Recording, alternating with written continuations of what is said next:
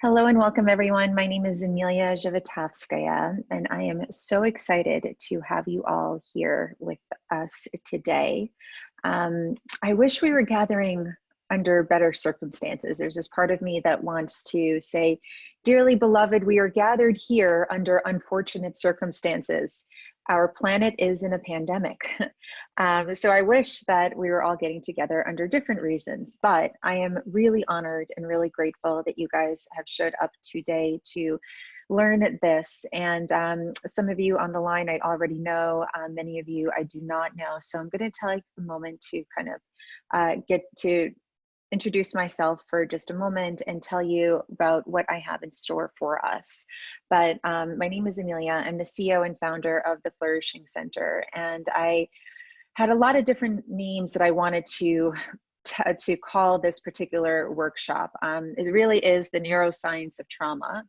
And I specialize in the science of positive psychology and resilience. And the way that I wanted to describe this webinar was the voice that would continue to play through my mind as I would go in out of conversations with my students and my coaching clients and people I'm working with. And it's just, I feel a lot of people are thinking to themselves, how am I going to get to the other side of this without winding up traumatized? When I open up the news, when I open up my phone and I'm just like flipping through the headlines and you see these images, I know everything I know about the science of human flourishing, that we will wind up on the other side of this very likely to be resilient.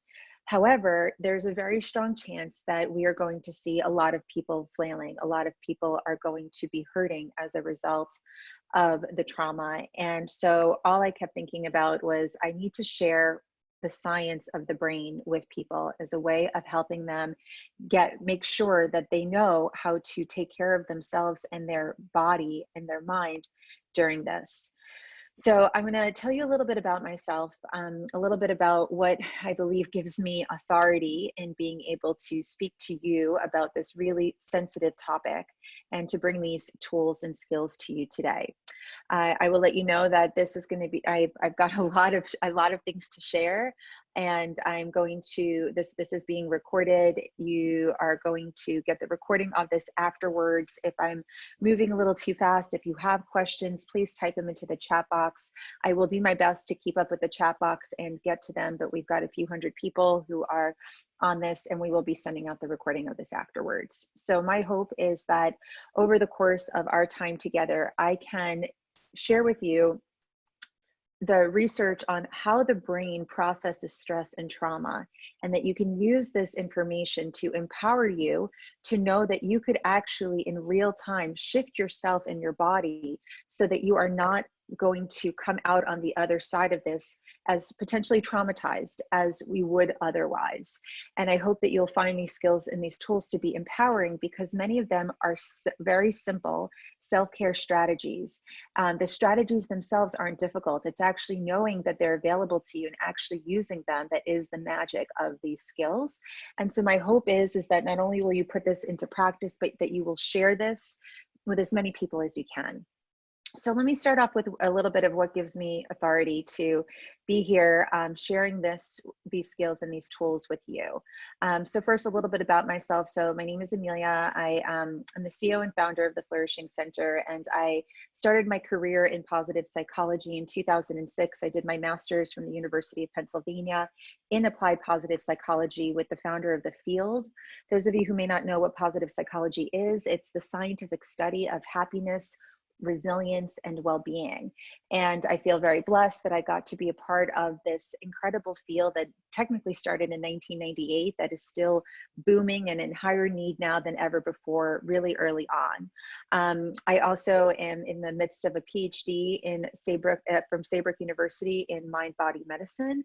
And I have a master certified coach credential with the International Coaching Federation. And I call myself a pracademicpreneur because first and foremost, I'm a practitioner, then I'm an academic, and I'm also an entrepreneur. So those of you who are on the line who have studied with me or know me, I like creating my own words. And so how do I combine all the crazy things that I do? I should throw entertainer in there too, but pracademicpreneur is the one that I've stuck with. So practitioner. I work as a coach, I work as a speaker, I work as a consultant. So I actually work with the people who are putting these skills into practice on a day-to-day basis. I hear people's stories, I listen to the struggles organizations and schools are facing. I figure out how to take the science, the academic side of positive psychology and mind-body medicine, and figure out how to apply it. And I'm an entrepreneur. I run an organization called the Flourishing Center. We specialize in training programs in positive psychology for individuals and also for practitioners. And when I say I'm a academicpreneur, I want you to know I'm not just a passionate entrepreneur of my own business. I'm actually passionate about how to take the change agents of the world and help them create sustainable work for themselves, where they take their passion for helping and learn the science and the skills that enable them to do this work well. But I'm also passionate about helping them on the business side and the side of getting their work out in the world. So I like to say that at the Flourishing Center, we train the change agents of the world, and we do that through many of the different programs that I have created. We run a certification program in positive psychology and coaching. We have a flourishing skills group program. I didn't want to put all of them on the slides. We have a program called the Positive Education Certification Program, where we bring this work into the schools through our work for the Center for Positive Education. And in particular, I'm really honored and humbled to say many of you are on the line. We've trained over 1,400 certified positive psychology practitioners across 38 countries. We've offered this program in 14 cities. And so I am so honored to be able to share these skills with practitioners in the world. And this has been sort of my focus of everything that I've been doing for the past 15 years of my life. And one of the things that has actually been coming up as I've been connecting with our certified positive psychology practitioners is we've been doing weekly meetings, and I keep saying to them, what if everything that you have been training for was for this moment, was to get you ready to be able to support our planet and the emotional, cognitive, physical, social skills that people are going to need in order to get to the other side of this. So I'm grateful. I'm grateful for the community that I've built that are using these skills, that are getting positive psychology out there. And today, what I want to offer you is a combination of both positive psychology and mind-body medicine, because we're going to dive into the body piece of this. And so that's a little bit about my background. Oh, and I've also created a program called the Bounce Back Better Resilience Training Program. It is a systematic way for teaching resilience skills to people. And it's a positive psychology based training, and that's available as well. So in particular, I have spent a lot of my focus on resilience. So that's my professional background as to what brings me here. My personal background as to what I feel makes me really qualified to be able to stand here before you and say that I think I've got some really important knowledge on how we can prevent people from becoming traumatized after traumatic events, because I've been dealt with some fascinating cards over the course of my life. So I will annotate this just so I can tell you a better story. But here, right over here with the big bow on her head, bigger than the size of her body, this is me and my family, my mother, my brother, my father. And I was born in Kiev, Ukraine.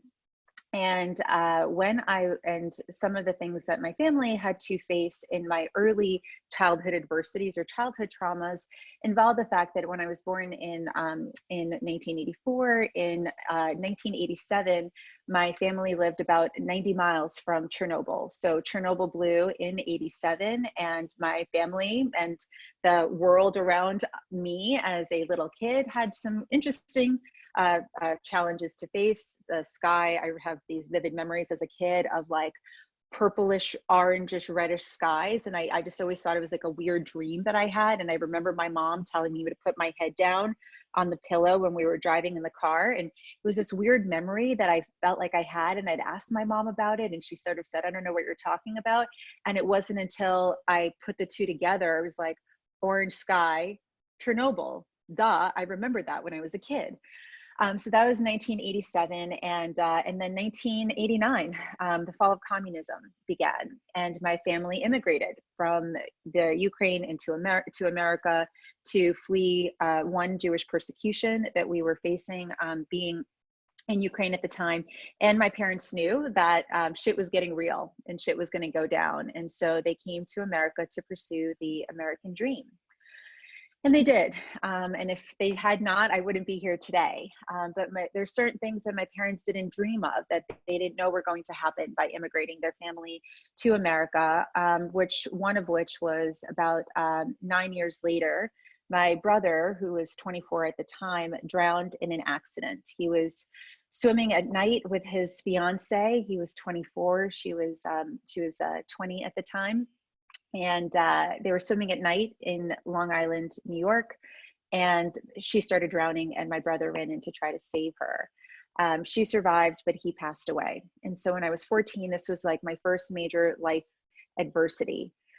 And in many ways, that was a pivotal time in my life, and it put me onto the path of positive psychology and resilience, because many more adversities happened for my family and I, in particular for my mother and my father, as after this traumatic event. My dad became a diabetic 30 days after my brother died. My mom got diagnosed with ovarian cancer 2 years later, and she fought ovarian cancer for 10 years. And throughout my adolescence, as I went in and out of doctor's appointments with my mother, as I would talk to doctors, kind of baffled that no one in the traditional medical system ever asked my mother about the death of her child, as it possibly could have related to the cancer in her reproductive systems. And so much of this kind of moment in my life had has influenced my interest in resilience.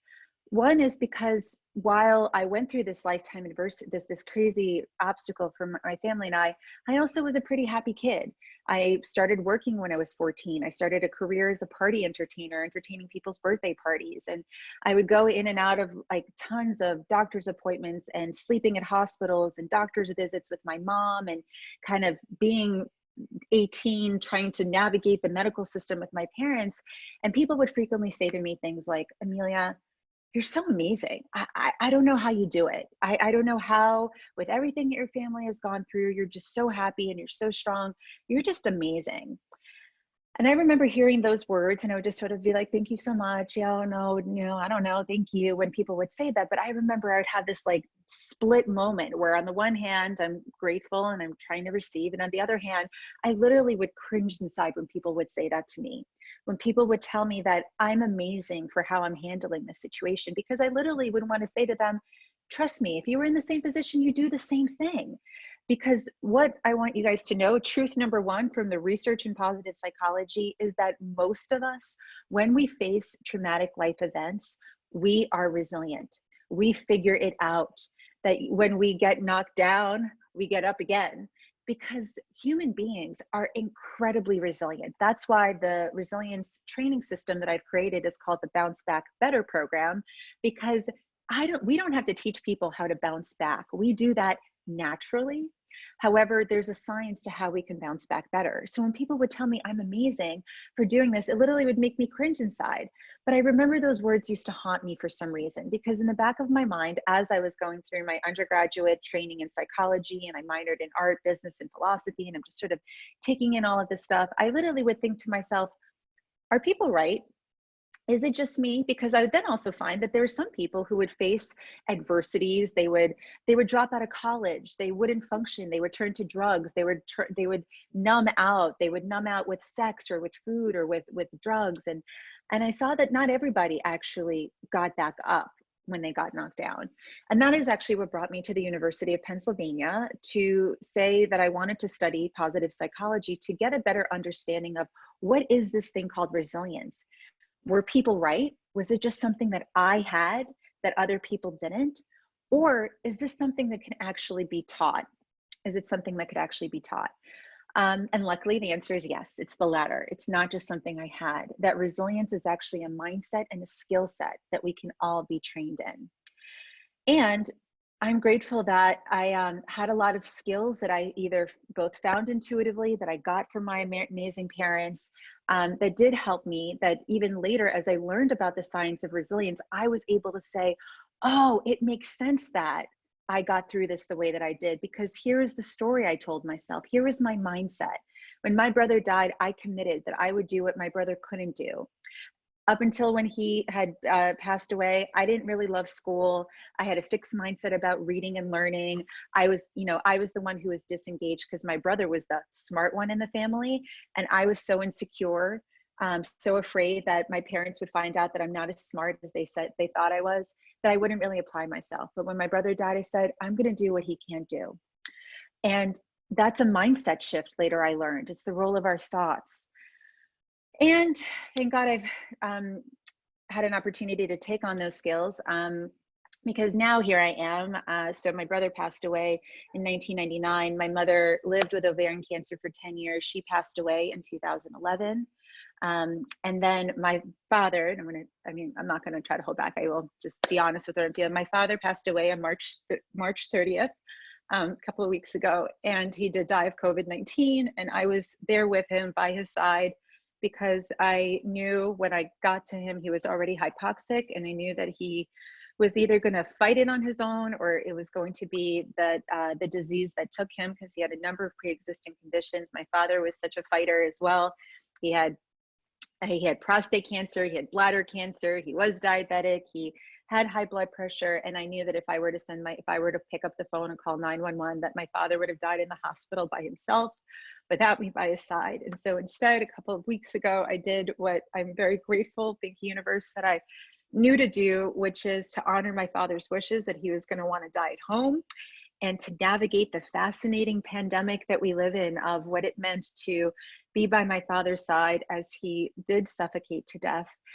And I couldn't get him access to morphine, because all the pharmacies were out of morphine. I couldn't get him into hospice care because I couldn't get a doctor on the line. Thank God I found a doctor that was willing to come to the house. It was a crazy battle. And some of you know the story. And if you don't know the story and you just want to check it out, I made a memorial page for my father's memory called Sam Loves Music. samlovesmusic.com. I'll actually put it in the chat box if at some point you want to check it out. So this was a very recent trauma, that I am so grateful for my skills, because the things I'm going to share with you today have gotten me through these things. The skills that I've gotten enable me to honor and recognize that there is this part of me that's like, wow, I'm alone in the world right now. My whole family is passed away. But then also honor that I've got a lot of amazing people in my life, and I really do truly feel at peace with where I'm at. And some of the skills I'm going to teach you were literally skills that if I did not know, I would not be even able to share the science of resilience and trauma with you, because I would be really fucked up right now, to be honest. Watching my father suffocate, I was using what I'm going to teach you, which is self-havening, the whole time, calming myself down.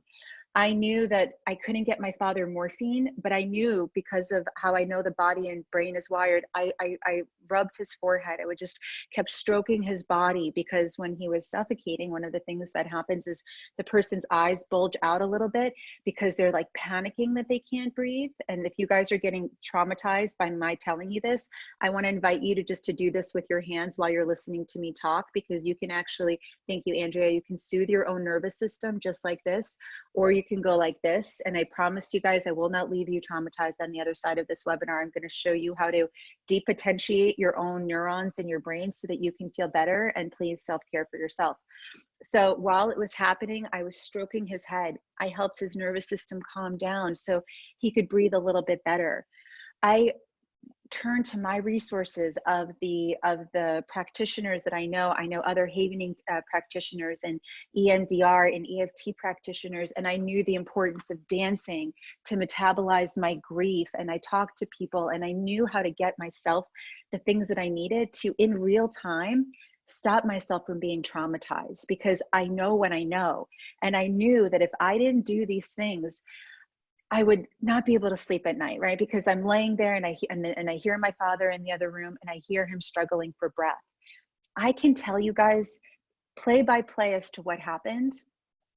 And I can tell you honestly that the emotional hold that those memories would normally have over a person, I don't have them in my body right now. And the reason for it is because I know how to metabolize my emotions, and the skills I'm going to show you right now can actually teach us how to be our own pharmacologist. We can actually create our own brain chemicals. So I know I knew what was happening in my brain. I knew that the stress was causing adrenaline, cortisol, and glutamate to start firing like crazy within my body. And I knew that if I were just to feel how alone I was, a lot of my friends and family kept saying, Amelia, I'm so sorry you're alone through this. I'm so sorry you're the only one by his side. I'm so sorry that you're the only one that's able to bury him in the cemetery today.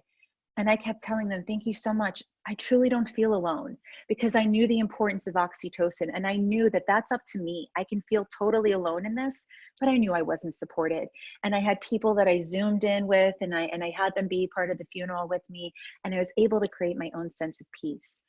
So I tell you guys that this stuff works. And this is why I'm like, I just knew I had to offer this webinar. And I hope that if you're watching this recording, that you find as much help, or just even a fraction of how much this has helped me. If I'm so grateful to every teacher, for every book, for every practitioner, for every yoga class, for everyone that has enabled me to be on the other side of this. And I'm really grateful for you guys being here and asking for this, because one of the hardest things that I'm sure you're all facing in a pandemic like this is that when you feel powerless, that makes us traumatized even more. The hardest part of this is the sense I can't do anything about it. I'm quarantined, I'm on lockdown. That makes us feel like we have a gun to our head. And when we are doing things about it, we get through it. And so the day my father died, I was running our Better Than Before program. The day after he died, 11 a.m., I got on with my students. I told them what happened. Everyone was like, Amelia, how are you able to function? How are you even able to do this? And I literally said to them, thank you guys, because you give to me. My ability to show up and be of service and to share what I know is medicine for my soul. So I thank you guys for being on this call right now and taking in what I'm sharing and sharing with others what I'm sharing, because I believe that that is an important piece of the puzzle around how we're all going to get through this pandemic and get to the other side of this alone. Those of you listening, I'm just going to invite you to join me and just do what I just did. Thank you, Christine. I'm catching your virtual kisses and right there. Thank you. I'm going to invite you just to take a deep breath in and a deep breath out. And before you guys, I'm just going to share one more thing with you, because it's just another example of this. I hope that you do not go, shit, this poor woman named Amelia is 35 years old and I feel so bad for her, because truly I have an impeccable, incredible life. And so I will just share one more thing just to really drive home the idea that this stuff really works. If all of those life catastrophes were not enough for one body to digest, I also happened to have been at the Mandalay Bay Hotel on April 1st, 2017, when America had the largest mass shooting that it has ever had. So just to show you guys where I was that day, I'm sure you probably have a memory as to where you were that day. This is the layout of the Mandalay Bay Hotel. And let me just go this one. The music festival was happening over here. The Mandalay Bay Hotel was happening right here. Right around here, underground, is where the Mandalay Bay has their theater. And my best friend and I, thank God, when we were trying to figure out what show should we see while we're in Las Vegas. I was in Vegas giving a talk actually on resilience and the science of vitality for a company. And so my friend came and met me in Las Vegas, and thank God we chose Cirque du Soleil, Michael Jackson performance, and not Country Music Festival, because the show started at 9 and the shooting began at 10. And we were on lockdown actually in this hotel for about 8 hours, because once the shooting started, thank you, Robin's like self-havening right now. Once the shooting started, they locked everyone in the theater as they went room by room by room, trying to figure out where was the shooting coming from, and was there another shooter somewhere in. And they evacuated every single room, and we were the last to get evacuated. So we got into the theater around 8, 9 o'clock. We didn't leave until 7 a.m. the next morning, and we didn't really know what was going on. Obviously there was Twitter, and it went from like, the show is being interrupted because the Mandalay Bay has required us to. And then next thing you know, it went to, everyone's on their phone and it's like guns, shooting, get out of there, leave the Mandalay Bay. And there was all sorts of stressful things that were happening. And I can tell you that I can, again, tell you everything play by play that happened that night, but it doesn't trigger the same stressful emotional response within me, because as I was sitting there in the theater and my brain's going, what if, what if my father, is trying to reach me and he thinks that something happened to me? What if the shooters come to us next? Where are they going to be? There was a few times that there was like banging and we had to it was like everybody duck and we all had to like get under the chairs and hide and stuff like that. And there I sat in the theater using my deep breathing, using my havening exercises. I was just sitting there going like this, calming myself down. I would feel my stress response rise. I would feel my brain going in worst case scenario. I would calm myself down. Then, you guys are talking bored under lockdown, right? We get very bored under lockdown. This was the first time I had been bored in, I don't even remember in my life. I don't think I'd ever been bored, because I actually chose to leave my cell phone in the car. And there I was just sitting there in the theater where we were freezing. We couldn't really do much. We just had to wait and I had to navigate my thoughts. And my brain was saying things like, mind chattering about it. And I would say, I'm so grateful. I'm so grateful that we're safe. And my body would start to get physically stressed out. My heart would start to race. It was hard to breathe. And I would keep reminding myself, the shooters on the outside, we're safe on the inside. That calming enabled me to actually help some of the families around me, because there were parents with kids that were also struggling. So I promise I'm going to end Amelia's traumatic life event stories. I can give you more details. I've written about some of these experiences, but all this to say, I get it. And these skills really work. And so I'm grateful that you guys are here, and I'm grateful to share them with you, because I know that you are all incredibly resilient and that you have all overcome something. You don't get out of this planet alive without something to experience and to overcome. So I truly believe that every single one of us is resilient. And what I've learned about trauma is that there is no question about whether or not you guys are going to get to the other side of this. Many of you who are on the line are also part of our Better Than Before program, because you have bought into this intention where not only am I going to get through COVID to the other side, I'm going to get to this other side, the other side of it, better than before. And if some of you aren't familiar with our Better Than Before program, I'll send out a link about it, but you're still welcome to join. It's a daily program that I run that puts positive psychology into practice in this way.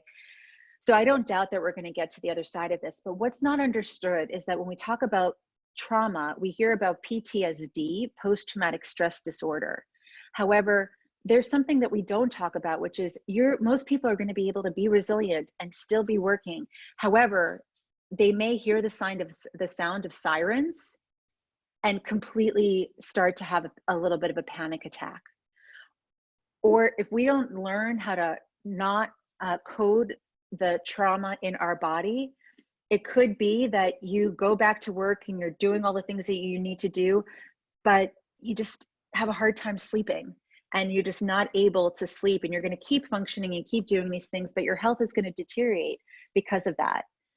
Some people will, kind of push through and plow through, and they're going to, just do what they need to do, cut themselves off from their body, plow through the next 6 months to a year of whatever it is that we need to do.